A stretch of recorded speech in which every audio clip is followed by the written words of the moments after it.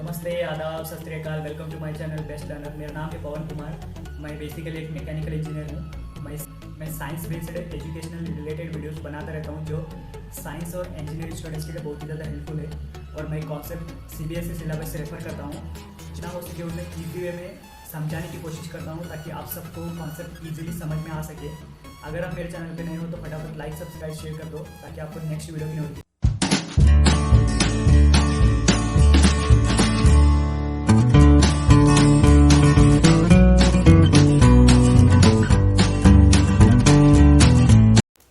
So today I am going to explain about water jet machining. It is also called as WJM. Here jet of water is used in order to cut the workpiece into the two parts. Here we will study the basic construction of this water jet machining. It consists of a water reservoir which stores the water and which is connected to the pump. Pump will help to drive the water from one reservoir to the another reservoir. Pump is connected to the intensifier. Intensifier is helpful to increase the pressure of the water which is coming from the pump. Then that intensifier is connected to the accumulator. Accumulator will temporarily store the high pressurized water. Then that accumulator is connected with the control valve. Control valve will control the pressure of this water. Then that control valve and intensifier is connected with the hydraulic unit, that is also called as hydraulic power unit. Hydraulic power unit will supply the power in order to run this all system. Then that control valve is connected with the flow regulator. Flow regulator will regulate the flow rate of this water. Then that flow regulator is connected with the nozzle. Nozzle helps to strike that water on that workpiece. And here there is a drain or catches which catches the water after the process.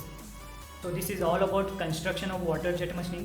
Now I will explain working principle of water jet machining.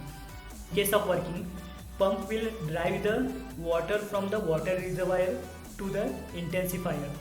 Initially water will having the pressure of 4 bar when it passes through the pump. When the water reaches to the intensifier, then intensifier increases the pressure of water from 4 bar to 3000 to 4000 bar. This much pressure of water is required in order to cut this workpiece.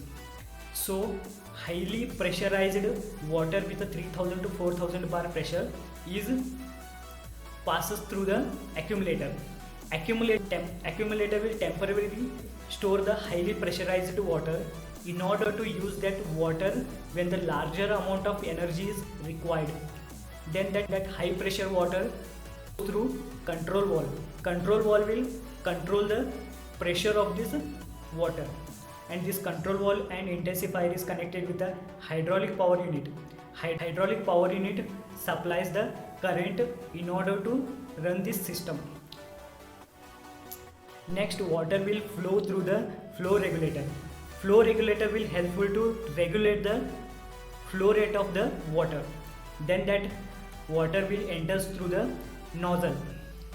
Here, because of this narrow portion of this nozzle, highly pressurized water energy will converted into the kinetic energy. So in order to avoid the damage of this nozzle tip, it is made up of ruby or diamond material. So when the water is converted into the kinetic energy, because of this kinetic energy of water, it will forcefully hits the or strikes the surface of the workpiece. Because of that impact force, it will cut the workpiece into the two parts. Then water will be collected in the drain or catches. This is all about working principle of water jet machining. I hope you all understood this concept. If you have any doubt, you can put your questions on the comment box. I will make sure that I will reply all the questions. Thank you so much for watching this video. Let's meet on next video. Till that, stay safe, stay healthy.